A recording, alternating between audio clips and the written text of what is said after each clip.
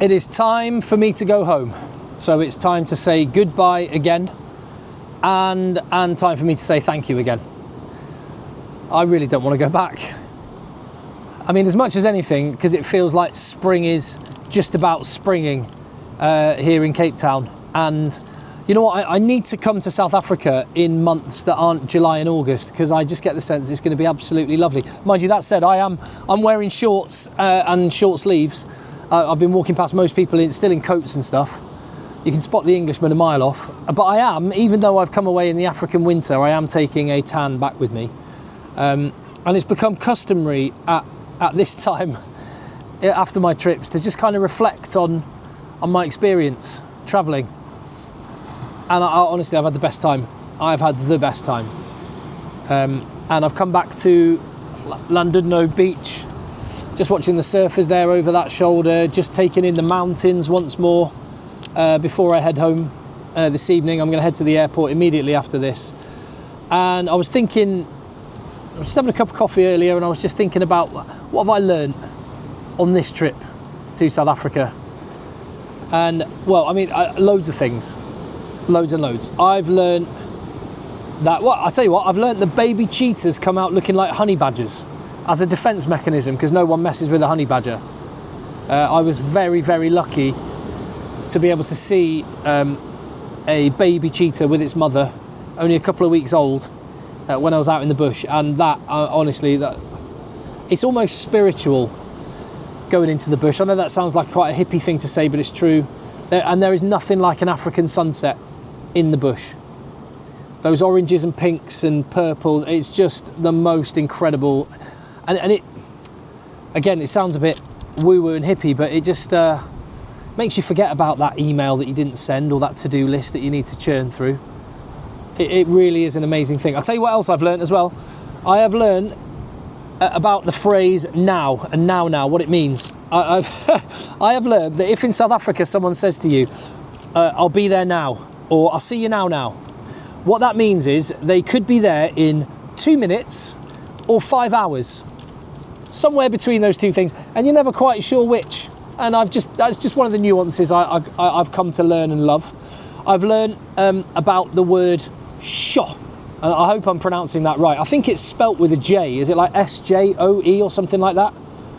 The best description of it is that it's an exclamation mark in a word. So, you know, you're watching the rugby and you see someone put in a massive tackle, sho. Someone brings you a lovely, lovely bowl of malva pudding, sho. So taking that one back with me. I've learned about dassies, or the hyrax, I think is their name, but known locally as dassies. In fact, there are some on these rocks here in Llandudno Beach. My daughter wants one as a pet, so can that be sorted out? Can you send one over? That'd be great. Cute little animals. And the animals is part of it, but just generally the natural beauty of South Africa is absolutely astounding. It's mind-blowing. And yeah, I learnt that a bit from my trip last year, but even more so on this one. The bush, the ocean, the mountains, I'll tell you what I've learnt. Just when you think you need to stop to take a photo because there's a view that is so breathtaking, just don't put your camera away, go around the next corner, because there'll be an even better view. My phone's memory has taken a hammering because of that, and I've learnt it now. Just wait, there's an even better view just around the corner. It is. And thank you for all the people, and thank you if you got in touch suggesting I do the garden route. I wasn't sure what to do with my extra little time in between the first test and the second test here. I had so many people suggesting that I go from Johannesburg to Port Elizabeth and take the drive back to Cape Town. I did, and I absolutely loved that garden route. It's actually outrageous how beautiful that stretch of coastline is. I had the best time. Sitsakama was a highlight of the whole trip. And I'm looking at it now, and I could honestly, you know, like looking at a fire is hypnotic. I could look at waves crashing over rocks all day long. Here's a good one coming now. Here we go. Let's wait for this one. It's going to be a nice little crash on the rocks. Oh, I just absolutely love this. Food for the soul. Here it goes. Bosh. Yeah. So I was so glad to be able to share some of the things that I saw last time with my family and discover new ones as well. And I still know I've only scratched the surface. I still need to go to the Drakensberg Mountains. That is high on my list. And Pamalanga and God's Window, the Wild Coast, the Karoo. I know I've not even scratched the surface. And I also know I haven't even mentioned the rugby yet. And I hope if you are from South Africa that you recognise how rare and special rugby is in this country.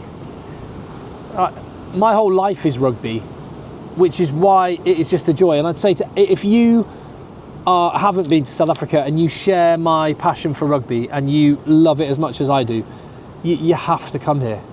You have to. Because there is nowhere else on earth like it. Well, actually, there might be some little pockets that are like it. Like I'd say Southwest France. If you love rugby, go to Southwest France because they are absolutely fanatical. Here, it is the entire country. It's absolutely mad. At Ellis Park, people turning up 4 or 5 hours before the game, every single one of them wearing green and gold. And that probably doesn't seem like too significant a thing if you're from here. But it's not normal. You need to know it is not normal. And I've just scratched the surface of the schools rugby as well. That's something that I need to come and discover more about. Last year, Craven Week. This year, I went to my first schools game. I've learned not to leave at half-time in a rugby match as well, because I left at half-time of Sax Bishops and missed a worldie of a try at the end. More for me. But the brass bands, the fact the whole community was out there, it was packed. Again, this probably seems normal if you're from here, but it's not normal. It's rare and really, really special. And the reason why I find it, why I find it so special, so my story with rugby is that I was a 6-year-old boy whose parents had just divorced, moving to a new town, so no friends, new place, big emotional turmoil period for a child to go through, leaving the only home you've ever lived in. And my mum took me along to Newbury Rugby Club. I think I've mentioned this before, but it bears repeating. And there was, I'm getting goosebumps just talking about it. There was instant family, there was instant brotherhood, there was instant acceptance, friendship.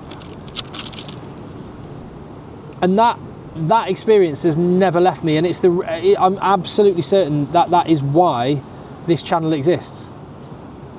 That experience as a 6-year-old boy, I love the sport, I love the physical challenge, I love the danger of rugby and the challenge, but it was that experience of everything that's around the game, the special thing about rugby as a sport and the community that it offers. That's my story in rugby, and all of the values that we talk about. And sometimes people turn their nose up at rugby values a little bit. Oh, I get it. But all of those rugby values that I love and are special to me and I believe in and is the reason why this channel exists are here in South Africa in the most incredible way. I'll give you an example. Here in the middle of Cape Town, there is a hotel called the Mount Nelson Hotel. And working there is a guy called Sim. And I hope Sim doesn't mind me saying his name and where he works. He shouldn't, he should be proud. Now, Sim told me his story. I went there the other night and I chatted with Sim because he watches the channel, and he came up and said hello, and we had a good old chat about rugby. And Sim is from Middelburg in Eastern Province, as I learnt. Now, this is in the middle of nowhere. I've looked on a map, I've checked it out, and it is in the middle of nowhere. I think Sim is Xhosa. Sim is the biggest Springbok fan there is, I'm telling you. He loves them. He loves the Bokke. He described Rassie as a magician. He loves his team, and they're his team. And he said he was in Middelburg, the middle of nowhere, with a load of people from his community, not the traditional rugby heartland this, and not the traditional rugby community. And he said it brought him so much happiness that he was in a pub and all the friends that used to support New Zealand are now fans of the Springboks. They're now following the Springboks. And this stopped me in my tracks as he was describing this. And I won't do it justice. But what Sim was describing is that a rugby team have done something that politicians couldn't do, outside of the great Mandela. The rugby team have done something that celebrities can't do. A rugby team has done it and is doing it. And I think the Springbok rugby team is the most important and significant sporting story in the world, in any sport. And not because they're back-to-back world champions. It's the most significant thing going on in sport. And all of the things I love about rugby are alive and well in that team. And I think that's, you know what, the natural beauty, yes. The warmth of the people, 100%. The ocean, the mountains. But that is why I love coming here. Just that. The thing I love is like dialed up to 11 here. Yeah. The team is changing the course of history for a nation. And it isn't too much of an exaggeration to say that. That is incredible. The people that supported New Zealand as a... And it's appropriate, I'm talking about this 2 weeks away from the Boks going to play in New Zealand. They supported New Zealand as a protest about what that Springbok meant on that jersey. And they see it as representing them now. It is amazing. Oh, I'm getting goosebumps even talking about that as well. Yeah. And yeah, I thought I learnt that on my last trip last year. But the understanding gets deeper and more profound every single time, every minute I spend here. And it's why I'll be back. And it's why I'd encourage everyone from the UK, from wherever, just to come here and make rugby part of your trip. Yes, come and see the Kruger, come and see Cape Town, go to KZN, go to the Drakensbergs, but come and check out the rugby as well. Oh, we've got a good wave here. Come in, let's see this wave crashing over. I'm going to miss this so much. Boom! Oh, I love it. I love it. I've loved my time here. I know why my channel does well here in South Africa now. It blows my mind every time someone comes up to me. Oh my word. Sorry, another big wave. It blows my mind every time someone comes up to me. Like, people on the other side of the world know who I am, appreciate what I do enough to want to come and say hello. Or in several cases, put a brandy and coke in my hands. That's one good reason to go home. I can get back on the straight and narrow with my food and drink. Anyway, I know why my channel does well here. It's because people feel seen, understood and appreciated. And I think that's why I love coming here as well, because I feel seen, appreciated and understood. Bear in mind, I live in Manchester where, you know, my son didn't play rugby at school because you have to pay to go to school to play rugby in Manchester. No, you know, kids going to normal state schools don't get the privilege of playing rugby. Football dominates. I have very few people I can sit and talk about rugby with when I'm in my own land. I come here, I've said it before, if you have rugby in common, it is a passport that takes you around the world. No more so than in this country. So yeah, I feel seen, I feel understood and I feel appreciated. And I will be back.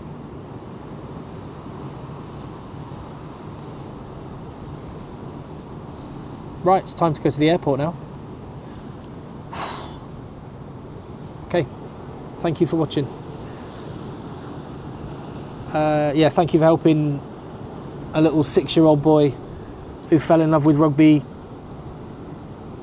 do this every day and never take it for granted. Just like I hope if you live in South Africa, you never ever just take that and that and that for granted, because man alive am I going to miss it. Sure.